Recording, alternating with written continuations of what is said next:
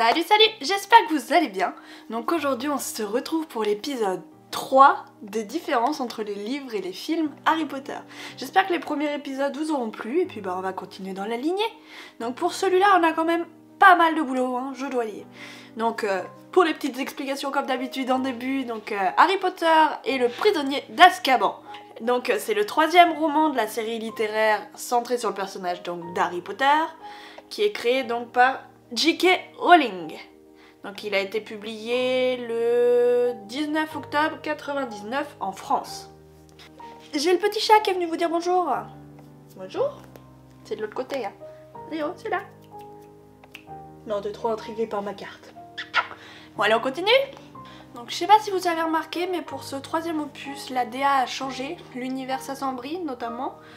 Et ça s'explique principalement parce que le réalisateur a changé en cours de route. Les deux premiers c'était par Chris Columbus. Et pour le troisième, il me semble que le nom c'était Alfonso Cuarón. Donc le film est sorti en 2004. Donc ils ont mis un peu plus de temps à la préparation que les deux premiers qui sont sortis eux avec un an d'intervalle je crois. Et parce qu'ils voulaient prendre plus de temps pour le préparer. Grosso modo, voilà ce que je vais vous dire sur la réalisation du troisième, parce qu'après ça se rapproche quand même du reste. Donc bah écoutez, on va passer directement aux différences. Dans les livres, je sais pas si vous vous souvenez, le frère Weasley, Percy, il est nommé préfet en chef, alors que pas dans le film en fait, tout simplement. Dans le film, Harry, Ron et Hermione sont seuls avec Remus Lupin dans le wagon, alors que dans les livres, il y a aussi Ginny, Neville et Drago, Goyle et Crabbe, ils viennent les voir en passant. Également dans le film, le professeur McGonagall prend Harry et Hermione à part dans son bureau avant le festin. Cette scène est carrément omise dans les films. Alors dans les livres, les élèves de Gryffondor, ils ont cours de divination, de métamorphose, puis soin aux créatures magiques, alors que dans le film, le cours de métamorphose, il n'est pas du tout vu. En vrai, c'est vrai que j'aurais aimé voir plus de cours, s'immerger plus dans les cours que ce qu'on a dans les films, parce qu'on n'en voit pas grand chose finalement. Hein. Dans le film, je sais pas si vous vous souvenez, il y a McGonagall, Fudge et Roseberta là qui vont parler de Sirius Black à l'étage, donc ils sont isolés histoire que personne puisse les entendre, alors que dans les livres ils sont dans la salle principale et je crois même qu'il y a Hagrid et Flitwick avec eux. Alors dans le film il y a Buck, donc l'hippogriffe, c'est le seul à être présent lors du cours, alors que dans les livres je crois il y a 12 hippogriffes. Encore un cours qui a été omis. Les cours de potions ne sont pas dans les films. Enfin, n'est pas dans le film, du moins.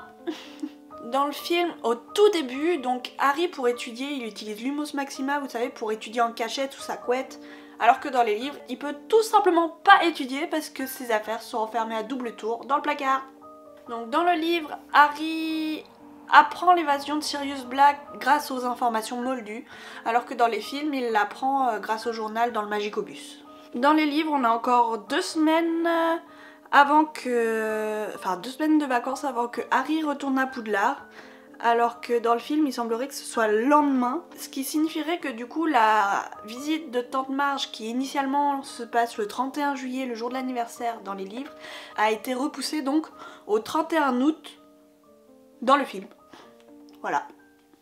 Dans le film, c'est Fudge qui a acheté le monstrueux livre des monstres de Harry et il l'a ouvert au chaudron baveur. Dans le roman, le livre a été offert par Hagrid et Harry essaye de l'ouvrir dans sa chambre. Le livre comporte aussi des attaches alors que dans le roman, Harry utilise une ceinture pour le maintenir fermé. Alors, dans le livre, Ron et Harry accompagnent Hermione acheter pâte en rond. Ron achète aussi du raconfortant, je crois que ça s'appelle, alors que dans le film, Hermione possède déjà pâte en rond lorsqu'elle retrouve Harry et le mauvais état de santé de Croutard est omis.